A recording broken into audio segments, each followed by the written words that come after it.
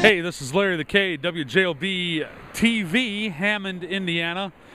Today is January 12th. On Monday, January 15th, the 75-plus-year-old 9-span bridge on Indianapolis Boulevard will begin demolition to make way for a new and improved bridge.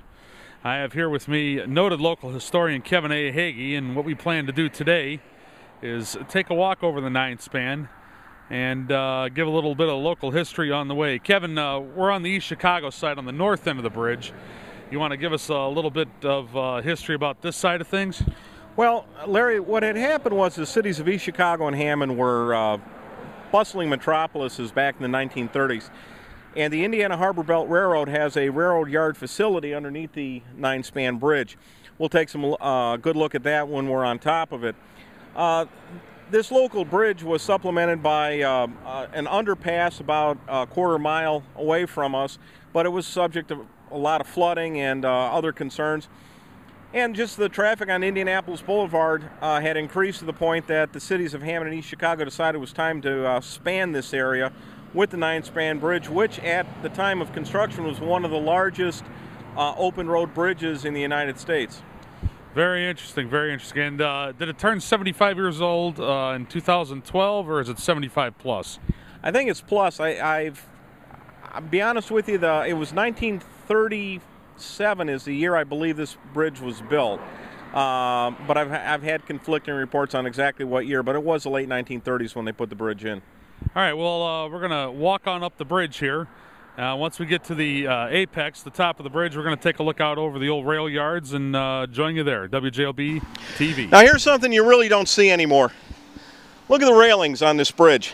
This was intended as a very wide pedestrian walkway to travel between East Chicago and Hammond.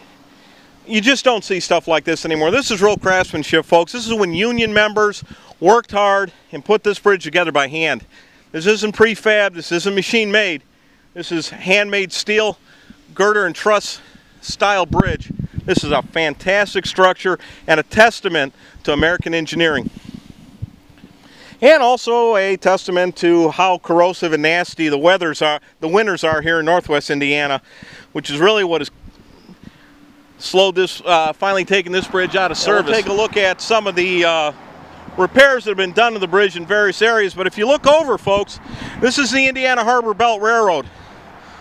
Originally a switching and terminal railroad for the Chicago area. The IHB is one of the most successful switching and belt line railroads in the United States today. You can see one of its large commodities is automobile carriers. Because of our location between Detroit and Chicago, a lot of the automobiles stop here temporarily and are routed to their final destinations. And if you can look out back, there's a lot of cars in that are almost like a light pink or orange. Those are potash cars. The city of Hammond should be very proud of itself that it got a potash facility located here in Hammond, bringing plenty of good-paying jobs to the city of Hammond. Potash is a very useful material. We could go on about that later. But this facility, this is the amount of traffic of freight cars without the plant here, folks. When the plant comes in, there are more jobs coming into Hammond than you've seen in a long time, and we all should be very proud of that. I got to find that one section where it's tore up.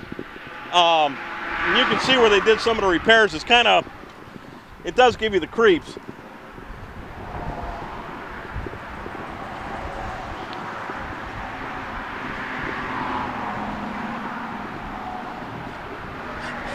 Okay, right here on one of the girders of the bridge, you can see where it's rusted through. Folks, I want you to take a look where my hand's at.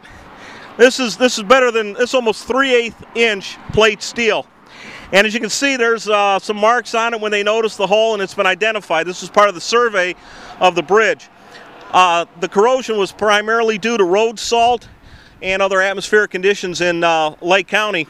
But honestly, folks, this bridge has been here a long time and served us very well. We're on top of the IHB Bridge. the 9-span, and we're looking at the Indiana Harbor Belt Yard.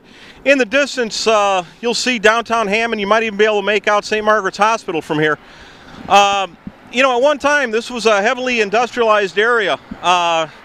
And obviously, as we know in the region, various businesses come and go. And a lot of them have gone, but it's time for things to come back. And as you can see, those unique pink-colored hopper cars, those are all potash. And that's going to be a brand new industry coming into Hammond. And it'll be a good day for Hammond again. Oh, that one's still here. They're going to retire that one. All right, folks, we're looking eastbound from the Indiana Harbor Belt. You can see one of Indiana Harbor Belt's switch locomotives wandering off for its next assignment, heading off to the historic Gibson Roundhouse in the background. The Lakeshore and Michigan Southern Railroad built this facility along with the New York Central Railroad. This railroad's facility has gone through many changes. A photograph recently posted on Planet Hammond shows this yard area in one of its earlier configurations. The area you see across here can be retracked at any time. The substrata, the ballast, and foundation work is here for all this track. What most people don't realize is the railroad industry changes a lot, and these yards get configured quite often.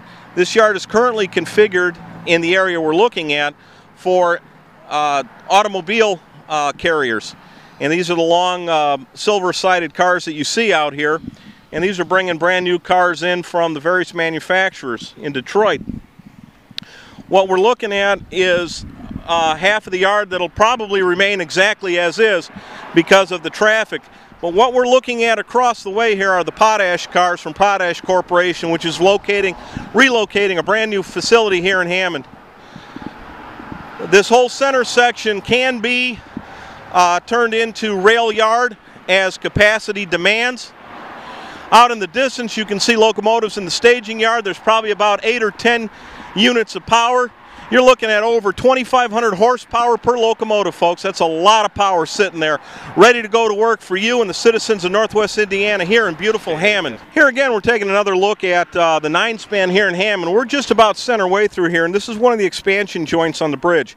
This bridge is not one piece as most people think. It's 9 separate sections that are joined, and there is a small seam about 3 inches that allows the expansion and contraction, natural shaking of the bridge to take place. It's got a rubber gasket in it, and we're looking at that right now. Considering the age of this bridge, and I know this concrete work was done starting in the 60s, and I know they redid some of it in the 70s, but concrete takes a beating up here in Northwest Indiana with all of our salt. But this bridge has served us very well. Hi friends, Kevin Heggi here along with Larry the K. Keilman and the WJOB TV crew. We're looking at the 9-span from the last time anyone's going to get to walk over this bridge. We're just about at the center, and what we're showing here is the new area on the Indiana Harbor Belt Yard that's been cleared for expansion. Now this area has been ballasted and graded so that they can add track, and as you can count, we've got four complete filled lines of train here, with a 5th one completely open. If you look a bit more to the right, you'll see sections of track that are pre-assembled. Now this makes it easier for the railroad to add track, just like a toy train set. They'll pick it up, move it in place, line it up, and they're done. They're ready to roll train on here.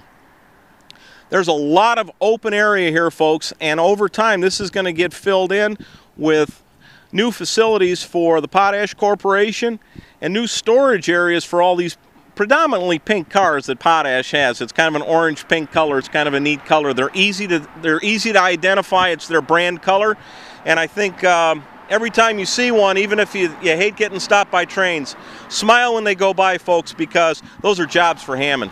Hi friends, welcome back. We're at the middle of the 9-span. And I'm telling you what, this is a long bridge if you're on foot.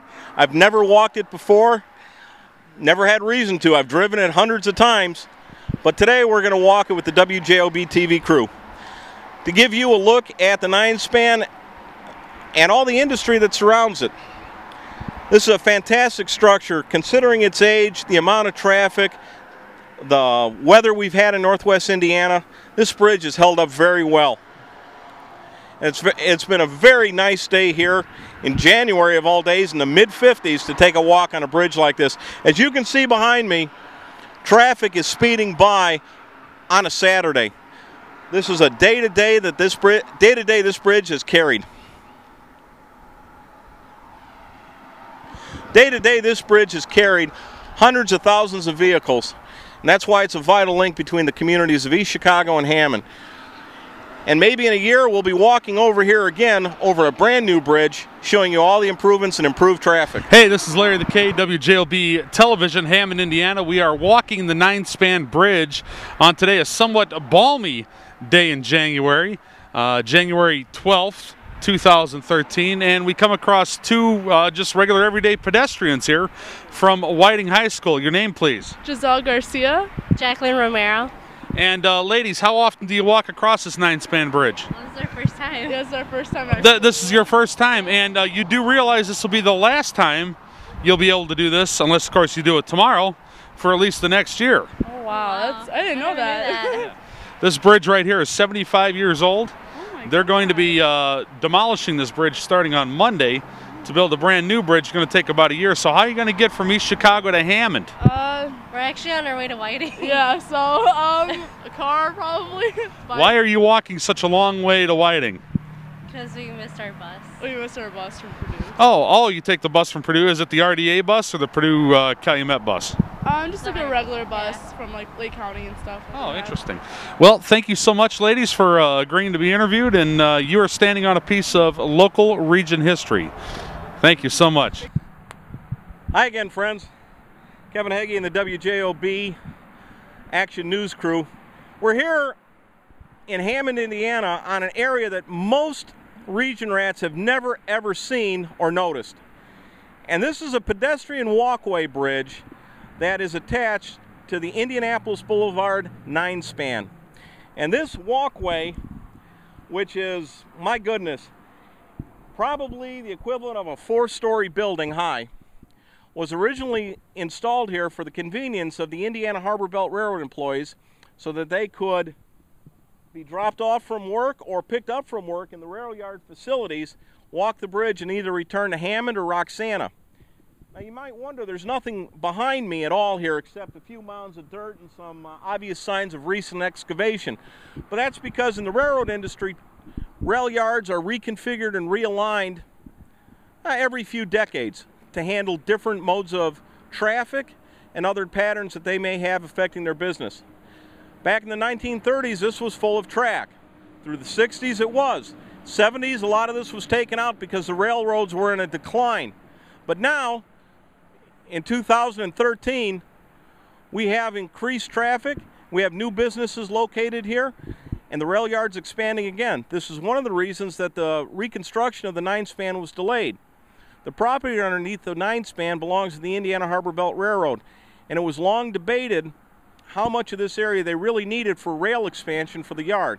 And as you can see with the cars that are behind me, the new businesses that these cars are set here for has not opened yet. These cars are just in the routing of the transportation of potash. This area will be a booming railroad just like it was in the 1930s once again, and it'll be a good thing to have this bridge here because no one would ever want to cross this many tracks ever. It would be impossible. Hey, this is Larry the K here at WJOB Television, Hammond, Indiana, and I'm here with Ron. Ron is a pedestrian who's walking across the bridge as we're taking our last walk across the 9-span bridge on Indianapolis Boulevard as we know it. And Ron, what brought you out here today? Just a final look at the 9-span. Used to take this going to Bishop Knoll in the 70s. Over on the bus. Wow. Interesting. And how often have you walked across this bridge in your lifetime? You know, I can't remember ever walking it, ever. Really? Wow. Time that I can ever remember. And this might be the last time, at least as it is right now. When you heard that the 9-span was going to be demolished, what were your first thoughts, if you had any at all? Well, I don't know when it was built. I mean, it's been here a very long time, certainly in my lifetime, but just, you know, it's a historic bridge, and it'll be interesting to see what they replace it with, because they're going to certainly have to do that. I hear it's going to be all poured concrete, similar to a highway. No doubt, yeah, probably. And Well, you go back to 4 lanes, which it hasn't been in a long time. indeed. What year did you graduate, Bishop Noel, Ron? 73. All right, Ron. Thank you for your time. Go Warriors, huh? Okay, thanks a lot. All right, take care. Larry the K, WJOB, 12:30 a.m. Hammond. All right, WJOB TV, Hammond, Indiana. Larry the K standing on the 9-span bridge, doing a little bit of guerrilla recording. You can see the traffic right now. Pretty busy right now. It's hard to believe that this will be demolished or begin demolition this coming Monday, January 14th. Now, you see the WJOB TV crew, we've been walking on the east side of the bridge because that is the safer of the two sides, and here I'm going to show you why. Just stick with me here, folks. Let's see, right down over here, see the auto yard. Now, I am not on the sidewalk, but rather I'm on the shoulder, which would have been one of the 4 lanes back in the day. But yeah, look at that right there. That's the sidewalk. This end of the sidewalk, or this side of the bridge, has been closed to pedestrian traffic for several years now, and this is partially why. No way I'm putting my 350-pound foot on that. We're going to continue our walk across the 9-span bridge. This is Larry the K, WJOB TV, Hammond.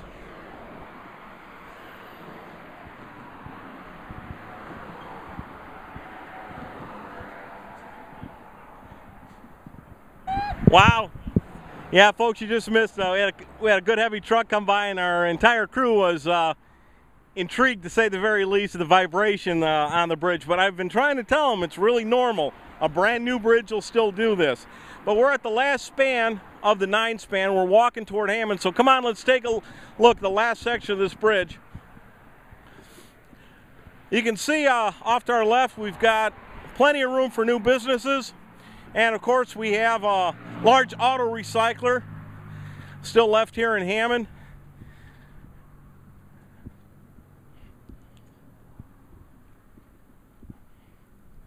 Walking the last few sections here, the last street light, and we're coming down to the very end of the bridge where the ground is just truly built up and there's no more clear span. So today, I want to thank you for taking the time to walk the 9-span with us. I want to thank Larry the K, T-Rex, and WJOB, and Dawn Marie for helping out with us today. A little moral support, and going for a very intriguing walk for the last time in the Calumet region of the Indianapolis Boulevard 9-span bridge. Thanks for watching, folks.